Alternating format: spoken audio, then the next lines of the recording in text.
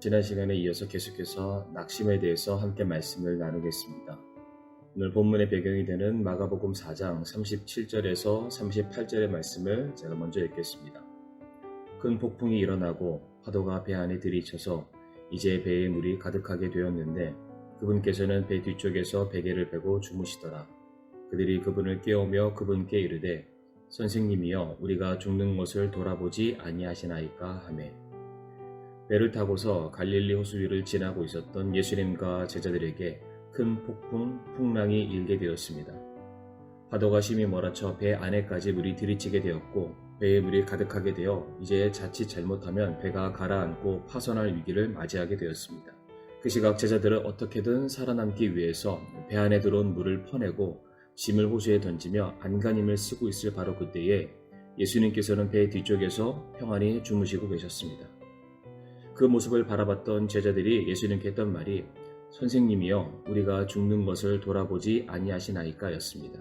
선생님 우리가 이토록 힘들고 괴로운 것을 보시고서도 이렇다 할 말씀도 없고 어떠한 일도 행하지 아니하시니 너무하십니다. 이러다가 우리가 죽겠습니다 라고 말을 했던 것입니다. 우리가 계속해서 살펴보고 있지만 낙심에 빠져있는 사람들의 공통적인 말이 죽겠다, 죽고 싶다입니다. 그렇다면 어째서 제자들이 예수님께 이러한 반응을 보이게 된 것일까요? 제자들은 주님과 함께 있는 한 그들에게 어려움이란 있을 수 없다는 생각을 가졌기 때문입니다. 그런데 이런 제자들과 같은 생각을 가지신 분들이 많이 있습니다. 예수를 믿는 사람은 반드시 잘 되어야 하고 예수를 믿는 사람이 하는 사업은 늘 성공해야 하고 예수를 믿는 사람은 암이나 중한 병에 걸리지 않고 혹시 걸리더라도 반드시 나아야 된다는 그런 생각을 가지고 있습니다. 그래서 혹여나 일이 잘못이 되고 혹여나 질병에 걸리고 사업이 망하게 되면 모든 원망과 불평을 하나님께 쏟아놓고 하나님께서 나를 사랑하지 않는다는 잘못된 결론을 내리며 이제 낙심하여 믿음에서 떠나는 경우들이 종종 있습니다. 이와 같은 제자들의 원망을 들었던 예수님께서 제자들을 향해서 하셨던 그 말씀이 40절에 너희가 어찌하여 이렇게 두려워하느냐 어찌 너희가 믿음이 없느냐라고 말씀을 하셨습니다. 여기서 너희가 믿음이 없느냐라는 이 말의 진짜 의미는 그들에게 믿음이 없다라는 말보다는 그들의 믿음의 내용이 잘못되었음을 지적해 주시는 말씀입니다. 풍랑이 일던 바다를 향해 예수님께서 잠잠하라 명하시니 언제 그랬냐는 듯이 바다는 고요해졌습니다. 이 광경을 바라보던 제자들의 반응이 41절에 그들이 심히 두려워하며 서로 이르되 이분이 어떠한 분이시기에 심지어 바람과 바다도 그분께 순종하는가 라고 반응하게 됩니다. 당시 제자들은 아직 예수님이 어떤 분이신지에 대한 정확한 이해와 믿음이 없었던 것 같습니다. 그래서 이분이 대체 어떠한 분이시길래 이와 같은 일을 하실 수 있지라고 그들이 반응을 했던 것입니다. 그러고 보면 먼저 제자들이 예수님을 원망하며 외쳤을 때 그들이 불렀던 호칭이 무엇이었습니까? 선생님이었습니다. 그러니까 아직까지 제자들에게 예수님은 좋은 가르침을 전해주시는 선생님에 불과했던 것입니다. 제자들은 지금 온 우주의 창조주이신 주님과 함께 있었습니다.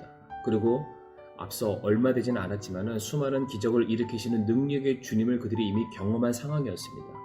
그럼에도 불구하고 그들은 그러한 예수님이 아직까지 누구신지 깨닫지 못하고 있었습니다.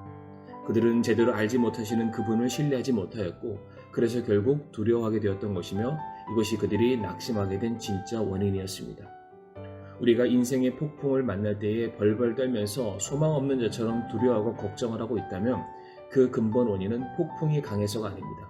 그것은 우리가 예수님이 누구신지를 제대로 알지 못하고 또한 그분을 믿지 못하기 때문입니다. 그러므로 우리가 낙심이라는 상황에 빠지게 되었을 때에 먼저 주님을 알기를 힘써야 될 필요가 있습니다. 호세아 6장 3절에 우리가 계속해서 주를 알고자 하면 그때에 우리가 알리라. 그분의 나아오심은 아침같이 예비되어 있으며 그분께서는 비같이 곧 땅에 내리는 늦은 비와 이른 비같이 우리에게 임하시리라. 우리가 계속해서 주를 알고자 하면 그때마다 주님은 자신이 어떠한 분이신지를 알게 해주시겠다 말씀하고 있습니다. 우리가 알고자 하는 모든 문제에 대한 해답을 주시겠다라고 약속하고 계십니다. 우리가 당면하고 있는 이 인생의 모든 문제에 대한 답을 주님께서 주실 것이란 믿음을 가지고 나아간다면 그 믿음에 합당한 능력의 손길로 우리를 가르쳐 주시고 깨닫게 하시고 보호하실 것을 약속하고 계십니다. 그와 같은 주님의 도우심의 손길은 결코 들쑥날쑥하지 않습니다.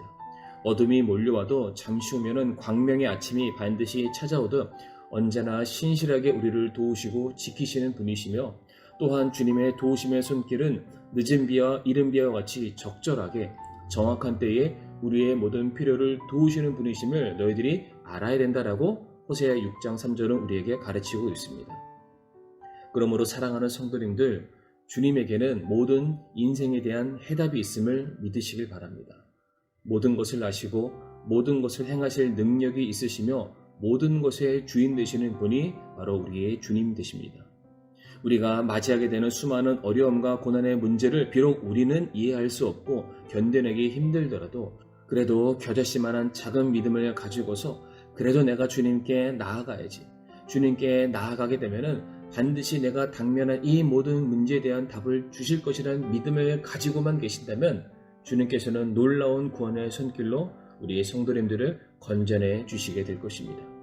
그러므로 낙심하는 순간 내가 어떻게 무엇을 해야 될지, 어디로 가야 될지 모르는 그 방황의 때에 다른 곳을 바라보지 마시고 다른 곳을 찾아가지 마시고 참된 해답을 가지고 계시는 주님 앞으로 나아가시는 사랑하는 성도님들이 되시기를 간절히 바랍니다.